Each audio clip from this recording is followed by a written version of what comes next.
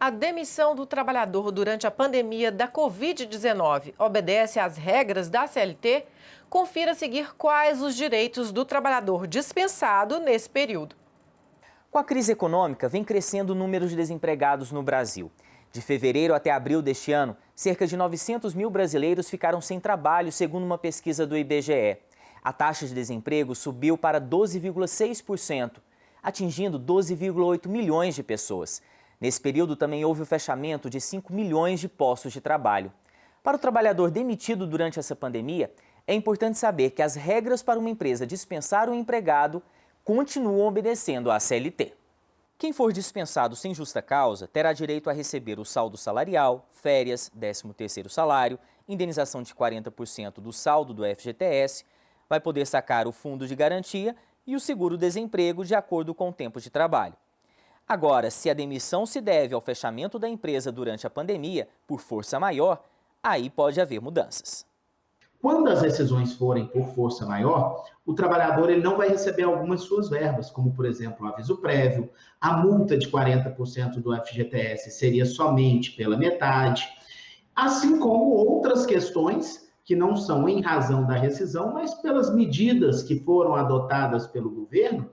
E para conter a onda do desemprego, o governo federal adotou algumas medidas, como o pagamento do benefício emergencial aos empregados que tiveram redução de jornada e de salário ou a suspensão temporária do contrato de trabalho. A redução da jornada e do salário deve ser temporária, por até 90 dias, e pode ser de 25%, 50% ou 75%, por acordo individual ou coletivo. Que se há redução de jornada e salário do trabalhador, não se pode exigir dele a mesma carga horária que ele vinha trabalhando, ou o mesmo desempenho, as mesmas metas, porque isso não ficaria adequada a essa redução que se está fazendo. Já a suspensão temporária da prestação de serviços tem prazo máximo de 60 dias. Nas duas situações, o empregado não poderá ser demitido quando o trabalho voltar ao normal, pelo período equivalente ao tempo em que recebeu o benefício. Em que o trabalhador não recebe o salário da empresa, ele recebe o equivalente ao que seria o seguro-desemprego do governo. Esse foi o caso da Paula. A empresa onde trabalha suspendeu o contrato de trabalho dela por 2 meses. Eles não tinham muita condição de pagar todo mundo, né? Aí ele ia dar suspensão de contrato para 6 funcionários da empresa. Aí esses 6 funcionários ficaram recebendo pelo governo, né? R$ 1.045. Do qual não dá para fazer quase nada com isso, né? Porque reduziu bastante o nosso salário. Aqui a gente ganha comissão, etc e tal. Com 1.045 mal dá para pagar as contas. Então Paula, tive a ajuda da igreja, né? Em questão de alimentação, essas coisas. Até então, por conta de ter criança especial e idosos em casa, né? Paula já voltou a trabalhar e tem garantia de não ser demitida pelos próximos 2 meses. Mesmo período que ficou afastada da loja. Durante esse período, vamos rezar para que as vendas melhorem e possamos manter os nossos empregos. A flexibilização do uso do teletrabalho, a antecipação das férias individuais e coletivas e o uso do banco de horas são outras medidas que estão ajudando as empresas a preservarem os empregos. O teletrabalho já estava sendo regulamentado pela CLT e o que essas medidas em tempo de pandemia fizeram foram ajustar alguns detalhes.